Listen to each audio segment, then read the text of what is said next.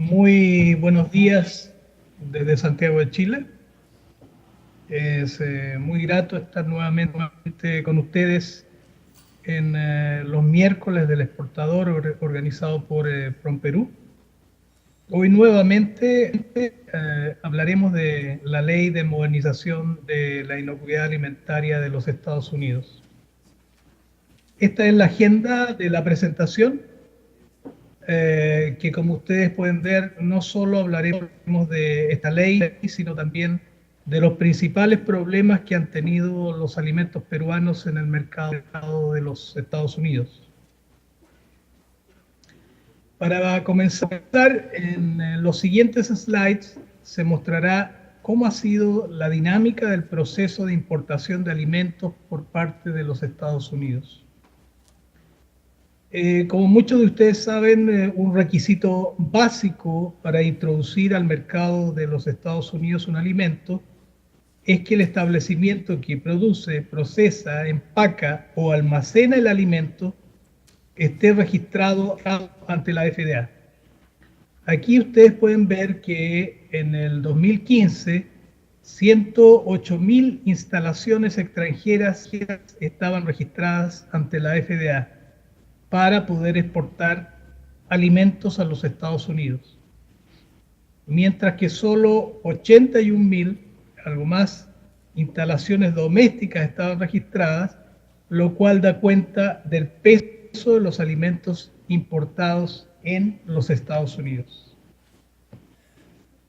Otro gráfico, ustedes pueden ver que en 1980 el valor de las importaciones de alimentos por parte de los Estados Unidos era 16.700 millones de dólares. En tanto, 36 años más tarde, es decir, en el 2016, llegaba a 125.000 millones. ¿Qué significa esto? Que cada ciudadano norteamericano gasta en promedio cerca de $400 al año en alimentos importados, o más de $1 por día. Lo anterior significa que entre 1980 y el año 2000, es decir, en 20 años, el valor de la importación se duplicó. En tanto, entre el 2000 y el 2016, en 16 años, se ha triplicado, lo cual manifiesta la dinámica del proceso de importación de alimentos por parte de los Estados Unidos. Los principales grupos de alimentos importados por los Estados Unidos son pescados y mariscos, frutas, vegetales, bebidas y cereales, los que en su conjunto representan casi el 60% de los alimentos importados. Este gráfico quiere señalar la fuerte competitividad que existe en el mercado de alimentos en los Estados Unidos. Se muestra la evolución del número anual de nuevos alimentos envasados que entran al mercado de los Estados Unidos, ya sea diferenciado por tipo, marca, características organolépticas, empaque, etc. Los alimentos que figuran como más dinámicos son los snacks y las bebidas, ambos en las categorías de ready to eat, es decir, listo para ser consumidos. Desde el principio de la década de los 80 hasta el presente, el porcentaje de alimentos importados en relación al consumo total de alimentos ha pasado de un 8 al 20%. Las frutas importadas han pasado del 6% del total de frutas consumidas en 1980 en el mercado de los Estados Unidos al 40% en el 2013. Es decir, 60% de las frutas consumidas son producidas domésticamente y el 40% son importadas. Para el caso de los vegetales, el porcentaje de importación en el consumo total ha pasado del 6% al 20%, y en el caso de pescados y mariscos ha sido sorprendente, pues ha pasado del 45% a más del 90%. Bueno, ahora vamos a ver la otra cara de la medalla, es decir, cuál ha sido la dinámica de la exportación de alimentos peruanos en el mercado de los Estados Unidos. Entre 1990 y el año 2000, el crecimiento anual del valor de las importaciones de alimentos de origen peruano en los Estados Unidos fue de 4,5%, mientras que entre el 2000 y el 2014 el crecimiento fue de 17,3% anual, es decir, un ritmo de crecimiento 4 veces superior, lo que significa que entre esos años las exportaciones de alimentos a los Estados Unidos por parte de Perú se han multiplicado por 9.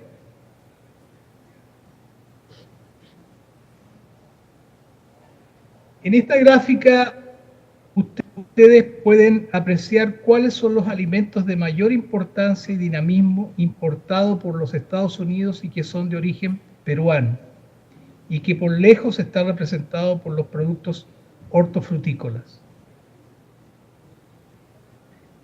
En cuanto a productos tropicales, se advierte una fuerte contracción de las exportaciones de café peruano a los Estados Unidos, explicado por los problemas fitosanitarios, entiendo que de roya, disminución de los precios y la falta de renovación de los cafetales. Y como decíamos, todos los productos hortofrutícolas han tenido un desempeño extremadamente positivo en el mercado de los Estados Unidos, en especial los vegetales y frutas frescas. Entre el 2000 y el 2013, el valor de las importaciones hortofrutícolas de origen peruano en los Estados Unidos creció cerca de 9 veces. En el ranking de suministro de alimentos en el mercado de Estados Unidos, Perú ocupó el lugar 18 en el 2014, lo que ha significado un notable mejoramiento en relación con principios de la década de los 90, en la cual ocupaba el lugar 38. Aquí también podemos observar que los dos principales abastecedores de alimentos de Estados Unidos son Canadá y México, explicado tanto por su mayor cercanía como así también por ser parte de un acuerdo comercial de Norteamérica. Le siguen los dos gigantes asiáticos, China e India, y en Sudamérica sobresalen, además de Perú, Chile, Brasil y Ecuador. Ahora revisaremos el comportamiento en los últimos años de los rechazos en frontera de los alimentos peruanos por parte de la FDA.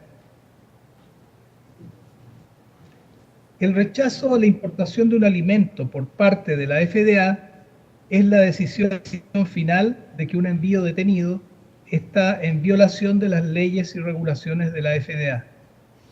Un envío rechazado debe ser destruido o reexportado bajo la supervisión de la Aduana y Protección Fronteriza, CBP, y la FDA dentro de los 90 días de la fecha que se ha notificado el rechazo. En algunos casos se permite el reacondicionamiento cuando es posible hacerlo, y normalmente se trata de fallas en el etiquetado.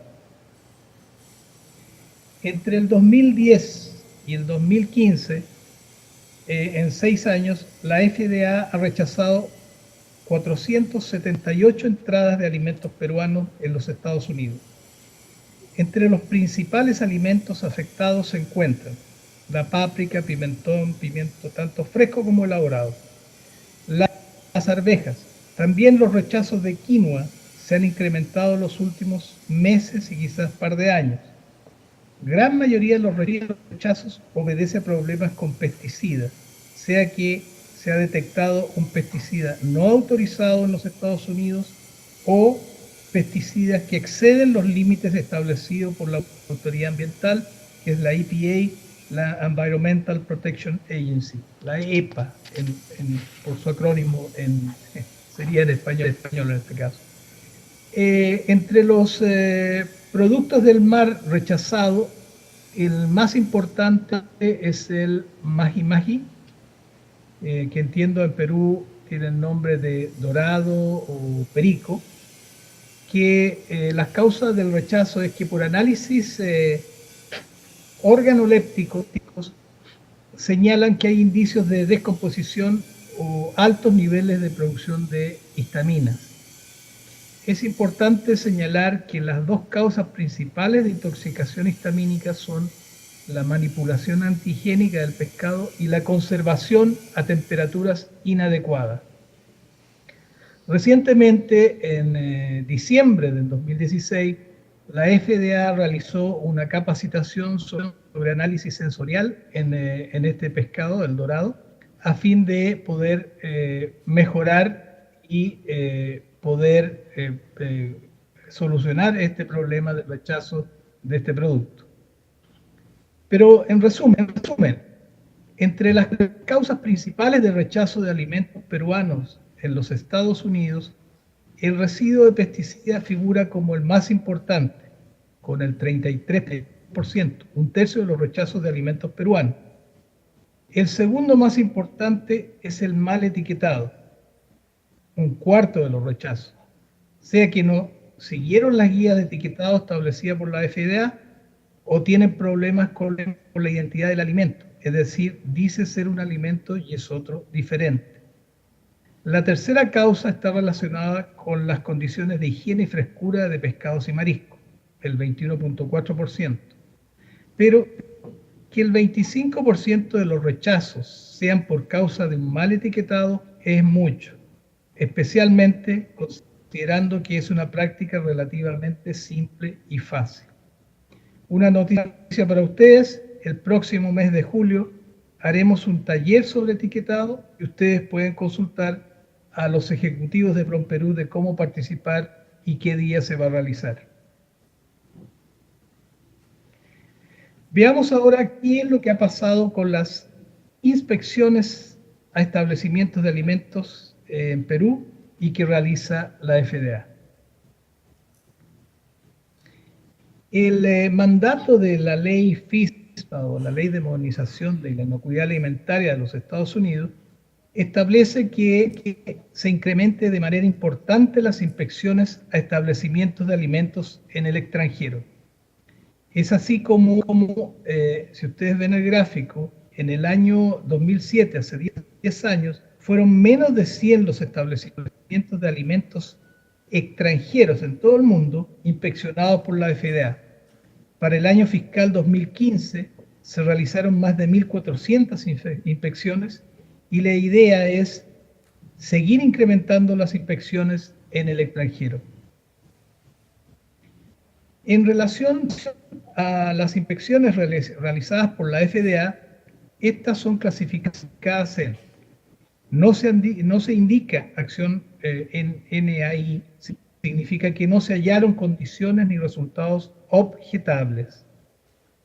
La siguiente es, se indica acción voluntaria, VAI, significa que se encontraron condiciones o resultados objetables y que deben ser superados, pero no al nivel de tomar ni recomendar una medida administrativa o regulatoria. Y finalmente, el OAI se indica acción oficial, significa que si hallaron graves condiciones objetables y se recomienda una medida regulatoria. Es decir, se puede cancelar el registro mientras no se dé cuenta que los problemas han sido superados. En 6 años, 2009 al 2015, la FDA realizó 211 inspecciones en Perú. 107 de ellas han sido clasificadas como ENAI, es decir, no es necesario tomar acción, lo que significa que no hay observaciones mayores.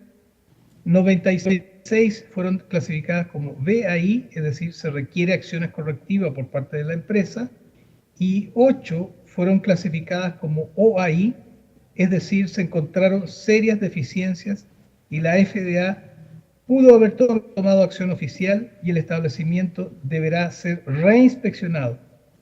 De los 8 establecimientos en la categoría acción oficial, es decir, OAI, 6 son establecimientos que observaron serias deficiencias en el plan Hazard.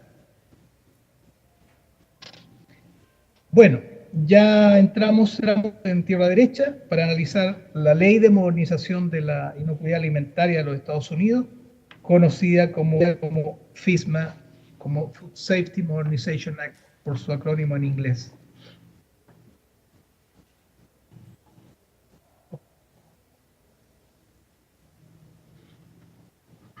Bueno, en los siguientes slides haremos un resumen de los aspectos centrales implícitos en esta ley.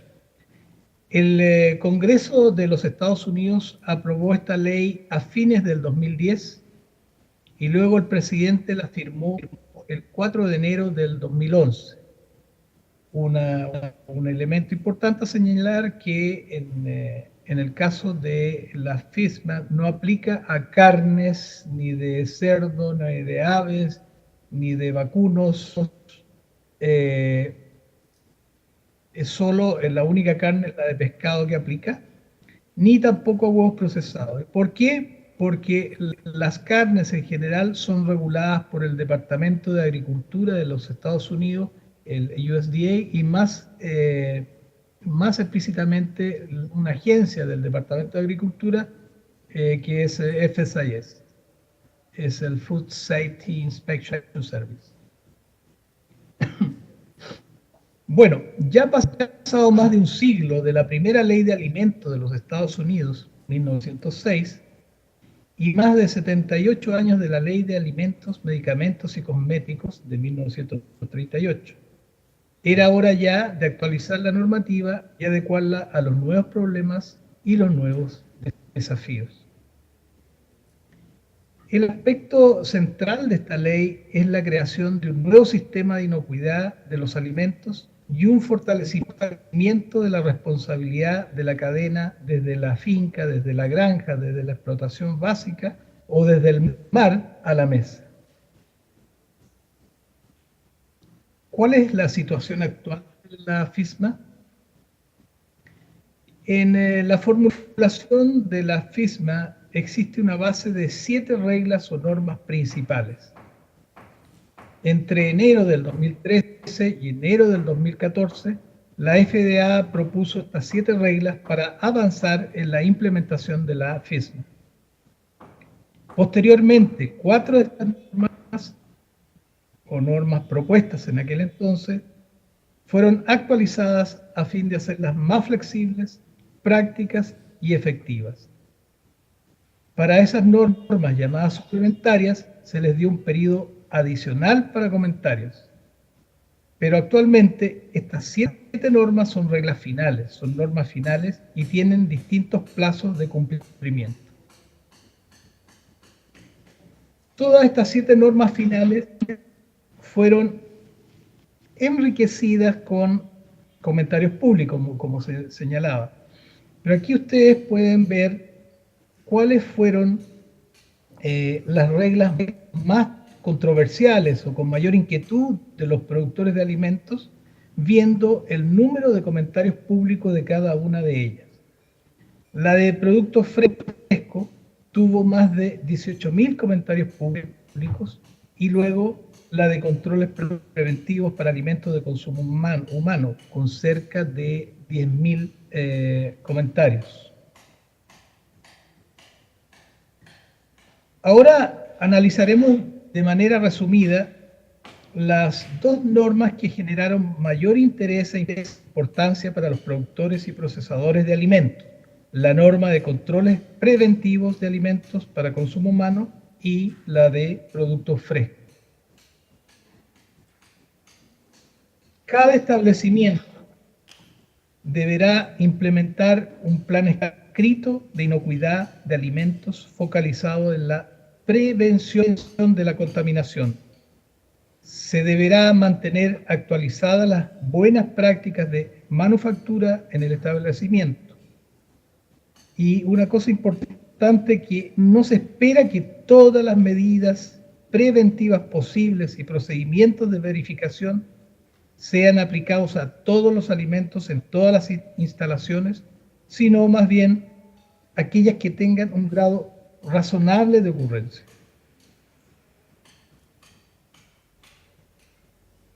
¿Qué debe contener el plan? El primer paso es la identificación del peligro y que debe considerar peligros biológicos, químicos y físicos. Y ahora sí, se incorporó también un nuevo, que es el radiológico, que son conocidos o razonablemente previsibles. Los controles preventivos son necesarios para asegurar que los peligros serán minimizados o prevenidos. El monitoreo proporciona garantías de que los controles preventivos se realicen de manera consistente. Las correcciones son medidas para identificar y corregir oportunamente un problema menor, y la verificación es requerida para asegurar que los controles preventivos se implementen de manera consistente y eficaz. Bueno, un aspecto importante a clarificar está relacionado a la exigencia de que las empresas que producen, procesan, embalan y o almacenan alimentos deben contar con una persona calificada en el control preventivo. En su sección 117.180, la norma señala que para ser un individuo calificado en controles preventivos debe haber completado exitosamente un entrenamiento en el desarrollo y aplicación de controles preventivos basados en riesgo, al menos equivalente en su contenido al currículum estandarizado que establezca la FDA, o estar calificado por la experiencia en su trabajo. Ese elemento es muy importante. ¿Y por qué? Porque a la FDA no le interesa los certificados, sino que le interesa la calidad del plan de inocuidad que se establezca en la empresa. O sea, el inspector, cuando llegue a hacer una auditoría del establecimiento, no va a pedir los certificados, sino que va a evaluar la calidad del plan de inocuidad. Un elemento importante, porque creo que algunos de ellos ustedes han hecho cursos, digamos, es la Alianza de Controles Preventivos para la Inocuidad Alimentaria, que es la Food Safety Preventive Controls Alliance, que ofrece cursos para formar un individuo calificado en controles preventivos. ¿Qué es esto? Esta alianza es una asociación público-privada creada por la FDA y el Instituto para la Inocuidad Alimentaria y Salud del Instituto Tecnológico de Illinois. Como se resalta en este slide, la FDA no exige este curso, pero sí lo recomienda. Bien, ustedes pueden tener su certificado, pero más que un certificado, la FDA lo que busca es que ustedes hagan un buen plan o tengan experiencia también que sea, digamos, verificable por parte de la FDA. Ahora, ¿cuáles son los establecimientos exentos de cumplir esta norma de controles preventivos? Bueno, primero son los alimentos enlatados, dado que se encuentran con una normativa especial por parte de la FDA para controlar los peligros microbiológicos, pero deberán tener controles preventivos para contaminación no microbiológica, es decir, física, química o radiológica. Otro grupo de alimentos son los alimentos que son exigidos de HACCP. Actualmente la FDA exige HACCP para pescados, mariscos, jugos y pulpas de fruta. Es decir, este grupo de alimentos está exento de cumplir esta norma porque ya tienen otra norma, que es la HACCP, el cumplimiento de HACCP.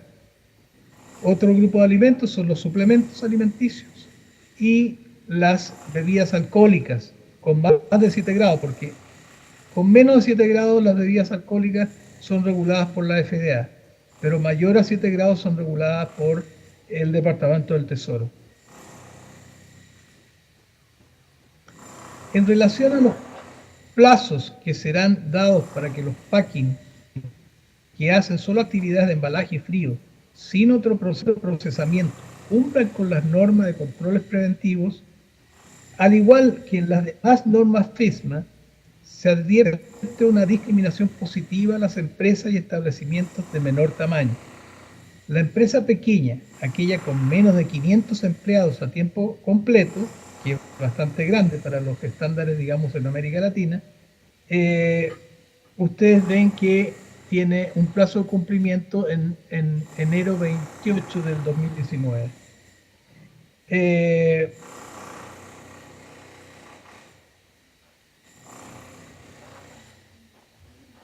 Los establecimientos de procesamiento de alimentos tienen un menor plazo que aquellos que solo realizan embalaje o frío en productos frescos, como vimos en el slide anterior.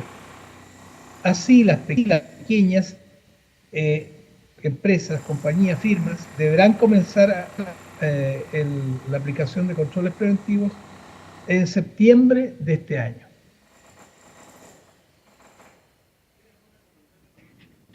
Ahora revisaremos de manera resumida la norma sobre productos frescos.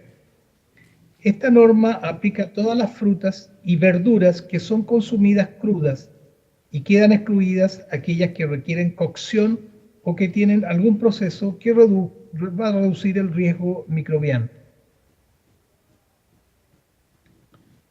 ¿Cuáles son las explotaciones agrícolas sujetas a esta regulación? Establecimientos agrícolas con ventas mayores a $25.000 y con actividades primarias, es decir, sin procesamiento. Las menores de $25.000 están excluidas de esta normativa. ¿Cuáles son los aspectos de mayor importancia a considerar en esta norma? Una primaria, la más importante de ellas, es la calidad del agua. Luego, los fertilizantes biológicos, control de animales domésticos y silvestres, higiene y salud de trabajadores, higiene de maquinaria y herramientas, y actividades de cultivo, cosecha, empaque y almacenamiento. Un aspecto muy importante de esta norma es la obligatoriedad de mantener registros, entre los cuales se incluye información básica, ustedes ven ahí lo que es nombre, dirección, observaciones de seguimiento, descripción del producto, localización, zona de cultivo, etc. Información, acciones relacionadas con la calidad del agua, abonos orgánicos que sean utilizados, la higiene de trabajadores y maquinarias y herramientas, instalaciones sanitarias y capacitación del personal. Esto relacionado con las instalaciones sanitarias, cuando se hacen inspecciones, es bien interesante ver esto, porque usted tiene la obligación de tener instalaciones sanitarias y para los trabajadores, que obviamente lo van a requerir durante todo un día trabajando en un campo, y el acceso a un agua que le pueda ser suministrada a fin de hacer higienización del mismo. Muchas veces el inspector le dice dónde está el trabajador más lejano que usted tiene, y lo llevan, y después, ¿y dónde está la caseta sanitaria más cercana que ese trabajador puede ser accesible? Y es imposible que ese trabajador llegue, y por lo tanto, en ese tipo de inspecciones, el establecimiento es sancionado. En caso de frutas y vegetales frescos, las empresas grandes, en este caso aquellas que venden más de $500.000 al año, deberán estar implementando esta normativa el 26 de enero del próximo año y tendrán 2 años adicionales para satisfacer los requerimientos FISMA en relación a la calidad del agua, teniendo como fecha de cumplimiento el 26 de enero del 2020.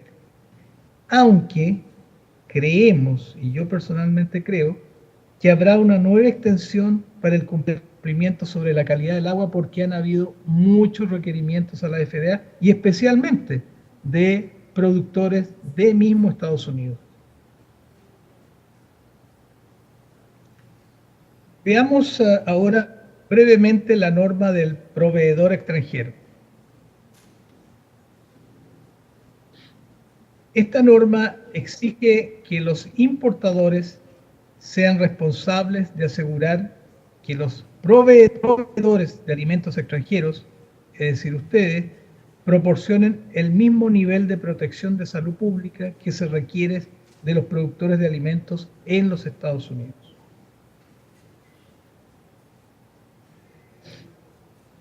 El llamado Foreign Supply Verification Program, FSVP, es un programa que deben implementar los importadores cubiertos por la regla para verificar que sus proveedores extranjeros, o sea, ustedes, están produciendo alimentos seguros e inocuos.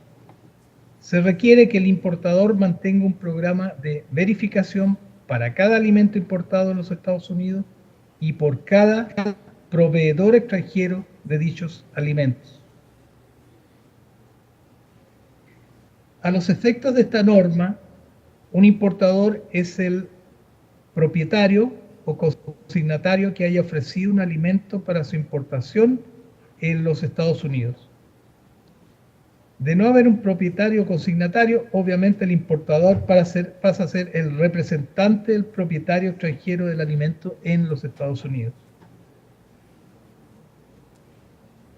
Los importadores son responsables de realizar varias actividades, entre ellas determinar los riesgos conocidos o razonablemente previsibles en cada alimento, evaluar el riesgo que supone un alimento basado en el análisis de peligro y desempeño del proveedor extranjero, determinar las actividades de verificación del proveedor, realizar acciones correctivas si es necesario, hacer una reevaluación periódica del programa, asegurarse de importar alimentos de proveedores extranjeros aprobados sobre la base del desempeño del proveedor y la evaluación del riesgo del alimento, y finalmente los importadores deberán mantener registros, incluyendo aquellos que documenten las revisiones del estado de cumplimiento, análisis de riesgo, actividades de verificación del proveedor extranjero, las investigaciones y acciones correctivas y las reevaluaciones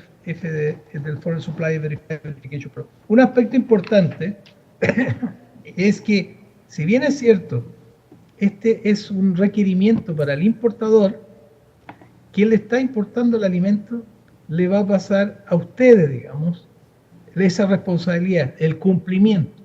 Y por eso alguno de ustedes quizás ya debe estar con los requerimientos del importador para que pueda facilitar y demostrar en esa serie de actividades que el producto que ustedes están enviando a Estados Unidos es sano e inocuo. ¿Cuáles son las excepciones de grupos de alimentos para esta norma? Bueno, igual que el anterior, jugo, pescados y mariscos sujetos a la norma de análisis de peligros y puntos críticos de control de la FDA, HACCP. Alimentos para investigación y evaluación, alimentos para consumo personal, las bebidas alcohólicas también, que lo dijimos, que era otro organismo, en este caso, bebida alcohólica mayor de 7 grados, los alimentos enlatados con bajo contenido en ácido, el ACF que se llama, tales como verduras enlatadas, que también lo habíamos mencionado, que solo en la parte microbiológica está exenta, pero debe sí hacer una verificación en los aspectos de contaminaciones químicas, eventuales contaminaciones físicas y radiológicas. Y las carnes, que también lo habíamos dicho, que ya son parte de regulación del Ministerio de Agricultura de los Estados Unidos y no de la FDA. Este es el cronograma de cumplimiento para esta norma. los establecimientos grandes sujetos a la norma de producto fresco comienzan a ser exigidos desde disculpe, julio del 2018.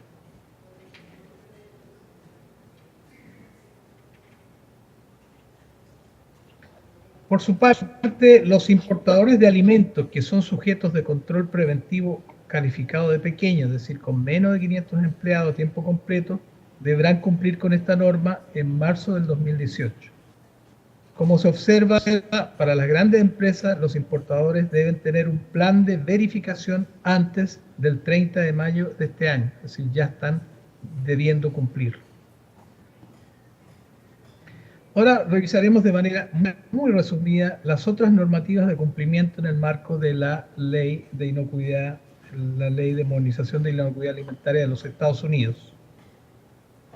Al igual que las normas relacionadas con controles preventivos, se deberá contar con un plan escrito en el caso de adulteración intencional, que incluya estrategia de mitigación, monitoreo, acciones correctivas, verificación y medidas correctivas relacionadas con la defensa de alimentos o prevención de la adulteración intencional. Esta ley tiene su principio como si hay un empleado disgustado o la competencia quiere le daña su producto, usted debe estar prevenido para evitar que el producto que usted está haciendo cuando salga al mercado esté contaminado y pueda dañar a las personas.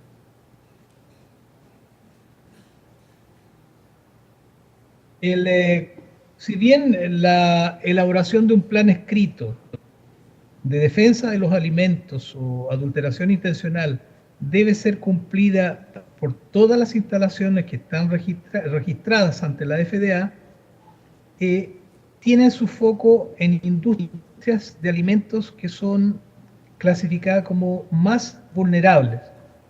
¿Cuáles? Aquellas que tienen recepción y almacenamiento de líquidos a granel o realizan mezclas de ingredientes.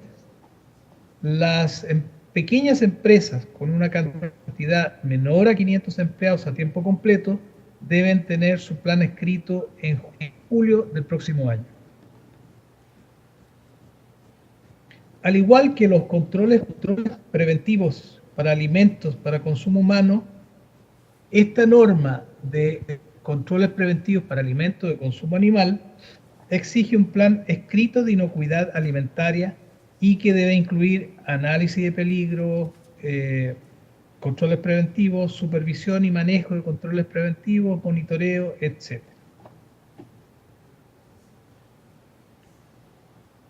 En relación a la norma de transporte o transporte seguro de alimentos, el reglamento propuesto establecería requerimientos para vehículos y equipos de transporte, del diseño, el mantenimiento, operaciones de transporte, controles de temperatura, capacitación en transporte sanitario, registros por escrito de los transportistas.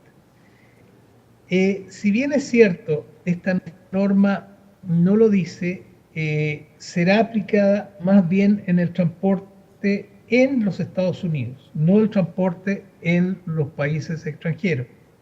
Aunque hay que tener muy en cuenta esto, cuando ustedes tengan una inspección, el auditor preguntará sobre los registros que ustedes lleven en el transporte de insumos y productos internamente en Perú.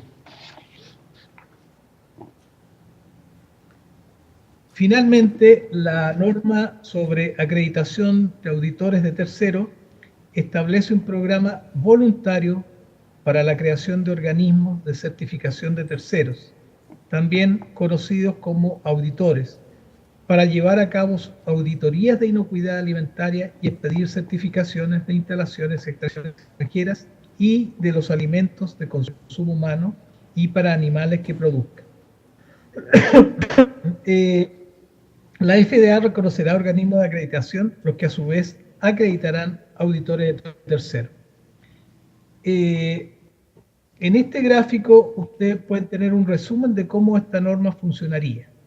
Primero, la FDA reconoce los organismos de acreditación. Luego, los organismos de acreditación van a acreditar auditores de terceros y finalmente esos auditores de terceros van a realizar las auditorías y darán certificados.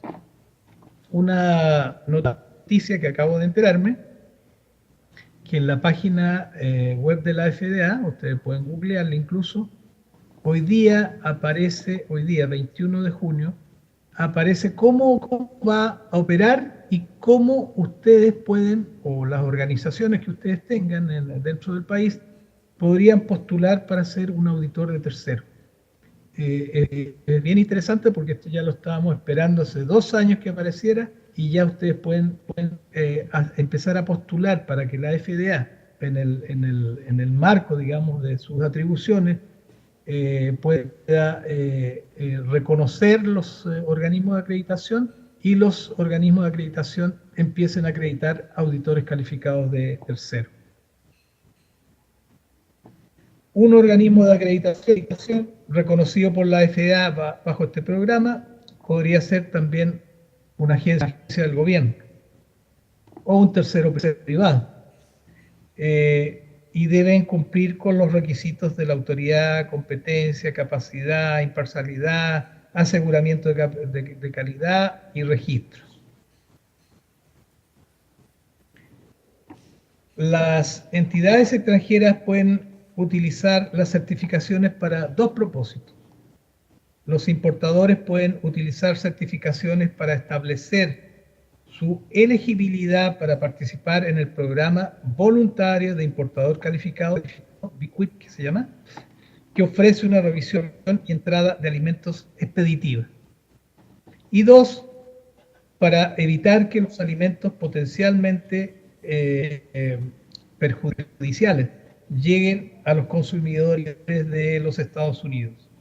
La FDA también puede requerir, en circunstancias especiales, que un alimento ofrecido para la importación vaya acompañado de una certificación de un organismo de certificación de terceras partes, especialmente en aquellos tipos de alimentos que son clasificados como de alto riesgo por la FDA. Dejamos hasta aquí. Muchas gracias por su atención y esperamos las preguntas de ustedes. Señor, buenos días. Una magnífica exposición. Quisiera saber, por favor, a consecuencia del acuerdo tripartito, del acuerdo trilateral que acaba de firmar los Estados Unidos con Canadá y México, ¿cómo va a quedar Latinoamérica para la exportación de sus productos alimenticios a Estados Unidos? Esa es mi primera pregunta y tengo otra pregunta más, por favor. Sí, si quiere la hace. La segunda pregunta es la siguiente. Quisiera saber por qué en Estados Unidos, en estos momentos, la FDA está requisitando muchos productos alimenticios que ya están en el mercado y que recién han detectado una serie de alérgenos o también mal etiquetado y lo está retirando del mercado. Veo yo en grandes cantidades de muchas empresas norteamericanas. ¿Por qué en ellos se les facilita que entre al mercado el producto alimenticio que luego va a ser requisitado, mientras que el producto de América Latina tiene una serie de restricciones? Sabemos cuáles son las anomalías que estamos teniendo, pero en sí hay muchas restricciones. ¿Y por qué dentro de Estados Unidos permiten que el producto llegue al mercado y después es requisitado? Porque eso evidencia una falta de inspección de la FDA a tiempo antes de que pueda causar, digamos, enfermedades, inclusive hasta la muerte de cualquier persona que tenga alergias, ¿no? Sí. Bueno, partamos por la última pregunta. El recall es una acción que se hace tanto al producto doméstico como al producto importado, y los recall se han incrementado notablemente en los últimos 3 o 4 años. Y eso afecta indistintamente al producto doméstico como al producto importado. Ahora, los productos importados, de 100 productos que entran, menos del 2% son inspeccionados y analizados, menos del 2%. O sea que hay mucho producto, obviamente, que llega al mercado, se va a la corriente de venta, de compra y venta, y lamentablemente o tienen problemas no solo de alérgenos, sino que otros problemas más graves, que a veces de contaminación con micotoxinas o contaminación microbiológica. En relación a la pregunta que usted menciona, acuerdo tripartita, yo no sé si usted se refiere al NAFTA. No, perdón. Estados Unidos, he leído yo anoche que Estados Unidos ha firmado junto con Canadá y México, de acuerdo, dentro del acuerdo de libre comercio, un acuerdo para alimentación, para proveerse de alimentos en forma trilateral, o sea, entre ellos tres, como usted menciona muy bien, son países del hemisferio norte, o sea, de que da a entender de que ellos se van a suplir entre ellos mismos. Ahora, la pregunta es, ¿cómo va a quedar América Latina en este caso? Nosotros, el Perú, concretamente. Bueno, yo no le he leído la noticia, no es una política que involucre a la FDA. Nosotros no hemos recibido ningún tipo de requerimiento ni información al respecto, pero yo lo que mencionaba en la primera parte, donde salen las importaciones de Estados Unidos de alimentos, obviamente, si usted me dice un ejemplo, México exporta paltas, pero no son suficientes las paltas que exporta México, así que requiere a Perú, requiere a Chile, porque es uno de los acentos que se pone en la política en Estados Unidos, es el libre intercambio. No tiene por qué afectar el hecho que dar, no sé qué tipo de preferencia pueden dar, pero a mí me extraña. Voy a leer más el tema de acuerdos tripartitas en abastecimiento de alimentos, pero acuérdese que todo el proceso de comercialización de alimentos no lo llevan los gobiernos, lo llevan privados, son acuerdos entre privados, y son los privados los que ordenan el mercado. Entonces, no entiendo cómo podría afectar que América Latina se resienta con esto. Otro ejemplo, Chile es un gran productor de salmón. México no produce salmón, y lo poco que produce Canadá lo exporta a Estados Unidos. Pero lo que exporta Chile es más de 5 o 6 veces lo que puede suplir Canadá. Pero mire, aquí en la presentación aparece un correo, pero si quiere usted me puede escribir a mi correo personal, que se lo pueden entregar allá, para darle una respuesta más completa, porque yo la verdad es que desconozco ese acuerdo tripartito y los alcances, pero lo que sí le puedo decir es que la FDA no está involucrada en eso. Gracias. Quería saber cuáles eran las acciones voluntarias que debe cumplir en cuanto a la clasificación e inspección, ¿no?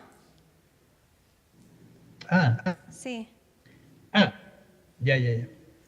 Bueno, cuando se hace una inspección, le voy a contar un poco cómo se escoge, digamos, cuál es el proceso. La FDA tiene un centro de alimentos. El centro de alimentos revisa, y ahora tiene mucho trabajo porque obviamente hay muchas inspecciones, analiza los productos, los países, incluso las empresas, para poder dirigir con mayor precisión cuáles son las empresas que requieren con mayor urgencia ser auditadas en los países extranjeros, ¿no? Esas empresas, o mejor dicho, cuando el Centro de Alimentos dice, bueno, vamos a hacer 100 inspecciones en Perú, y los vamos a concentrar en productos frescos, donde más problemas ha habido, o donde hay un mayor riesgo, que en otros productos como café o golosinas, que son de bajo riesgo y donde no ha habido problemas. El Centro de Alimentos entonces le pasa la información a lo que se llama ORA, que es el organismo regulatorio de la FDA, que organiza la inspección, se pone de acuerdo con las empresas y ORA manda a los inspectores de acuerdo con la disponibilidad que tenga la empresa, si tiene producto o no tiene producto.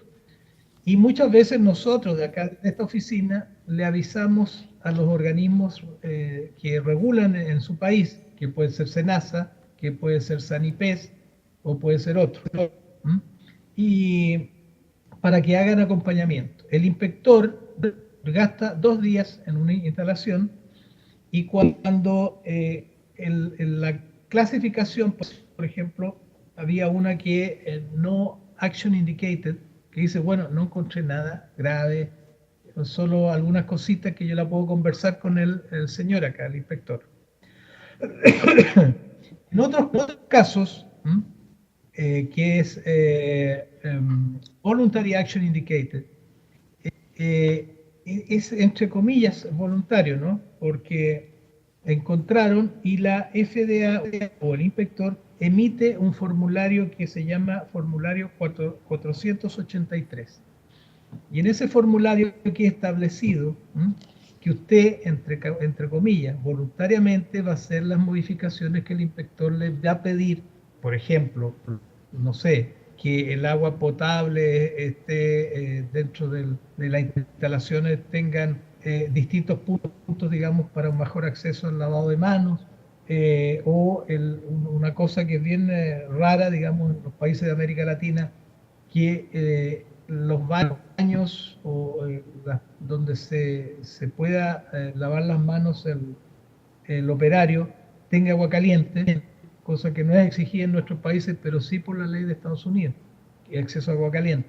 Entonces, eso queda marcado 483 y se llama voluntario. ¿Por qué? Porque resulta que no es que usted lo hace o no lo hace, sino que, por favor, usted quiere seguir exportando a Estados Unidos. Entonces, mira, aquí hay algunos pequeños problemitas que si usted lo puede cumplir, me avisa.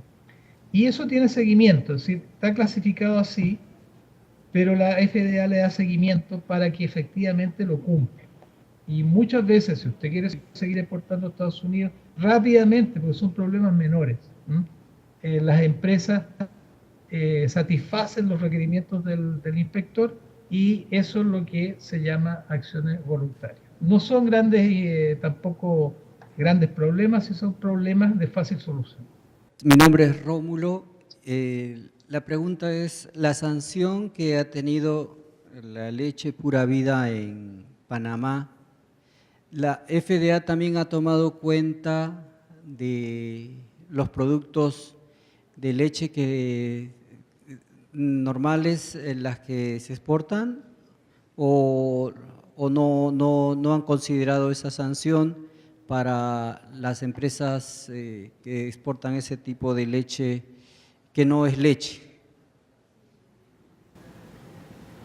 Sí, en general cuando hay algún evento como el que usted señala, efectivamente hay varios temas involucrados. Uno es el tema inocuidad y otro es el tema de identidad del producto. Es decir, que usted está vendiendo un producto que no lo es.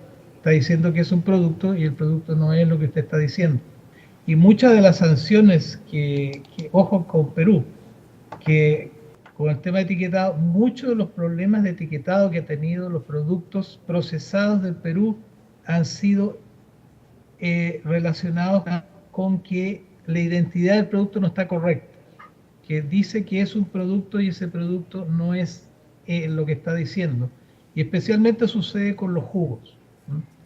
Pero en el caso de que usted me dice si esto está afectando, no sé si le interpreto su pregunta, está afectando a todos los que están enviando productos lácteos. No, eso se acota básicamente a este país o a esa región donde se ha detectado anomalías, digamos, en el envío de productos, en este caso lácteos, a los Estados Unidos. ¿Alguna otra pregunta?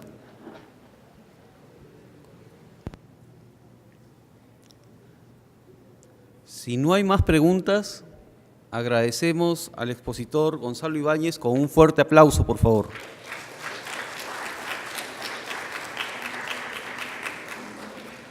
Muchas gracias, Gonzalo. Gracias, Eduardo. Y una recomendación que ustedes puedan ya difundir, que yo estoy viajando dentro de unas 3 semanas y que van a tener una serie de actividades allá. Algunas de ellas son, como lo mencionaba, el taller de etiquetado y otras actividades, digamos, que se van a desarrollar en Lima, en Arequipa y en Trujillo. Muchas gracias, Gonzalo. Entonces estamos esperando tu llegada en julio. Gracias. Muchas gracias. Adiós. Hasta luego.